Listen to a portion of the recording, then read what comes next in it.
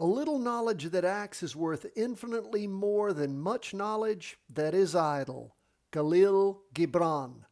My friends, let's jump into these charts. Things moving in the right direction on several of our 5 ETFs. Let's jump first into the S&P 500. We told you yesterday that the bullish probability was 75%, a 78% backtest probability over the next 5+ days, moving up about $8.24, $8.24. Where are we today?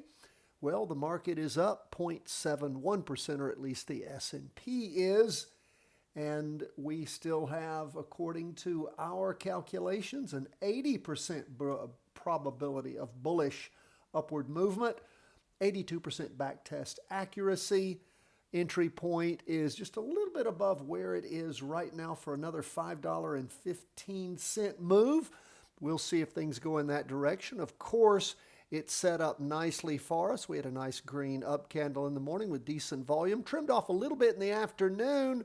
But again, nice green candle for the week after a sideways slide in that interim low that occurred the week beginning the 7th of April. We love these weekly turnarounds. Remember what our favorite pattern is. That is a nice deep plunge with a red down candle and then a green spinning top. It was a little too close to a doji for us, and that next week followed by a doji. But this week, moving in the right direction, my friends. We'll continue to, again, look for more up movement. Hope you're in the practice trade with us. Let's see where we are on the Qs. Yesterday, we told you that we were 70% bullish, 72% backtest accuracy.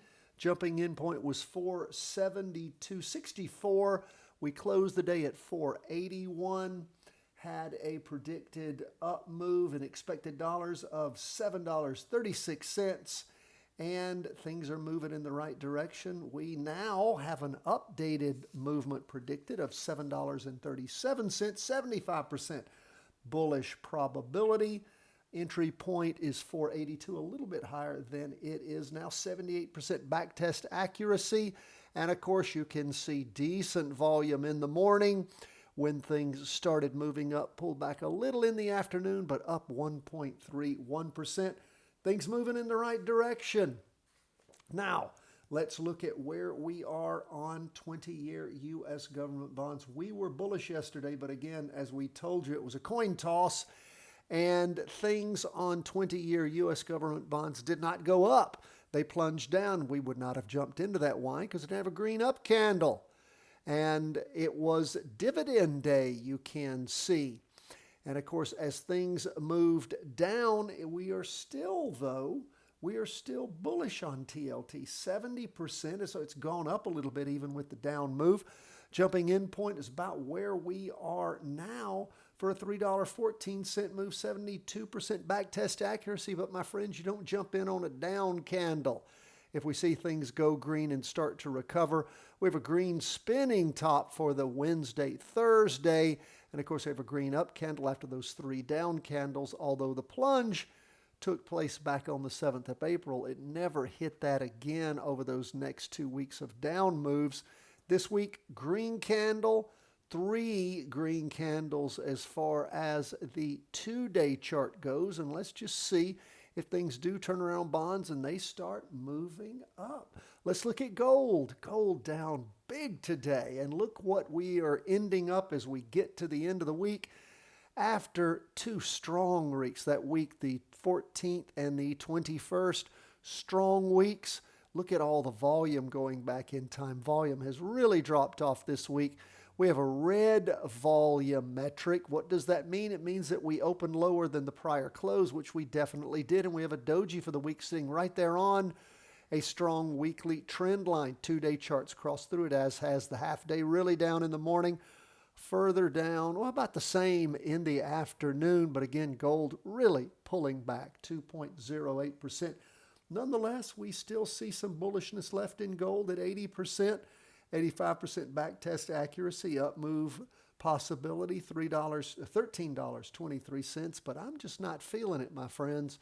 we're going to have to see gold again turn around, start laying down some strong green candles before we're pulling any trigger. Remember, whenever we talk about these moves, they have to be punctuated by what? Movement in the right direction.